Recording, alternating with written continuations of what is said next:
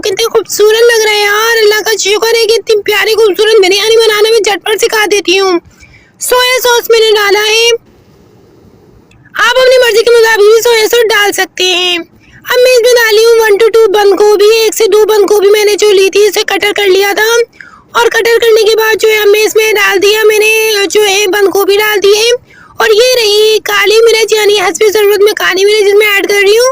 और चूल्हा बंद कर दूंगी 5 मिनट के लिए, कवर करके जो है ना 5 मिनट के लिए इसे जो है ना मतलब मैं चूल्हा बंद कर दूंगी। अब बंद करने के बाद मैं क्या करने वाली हूँ वो भी आप लोगों को बता देती हूँ झटपट तरीके से।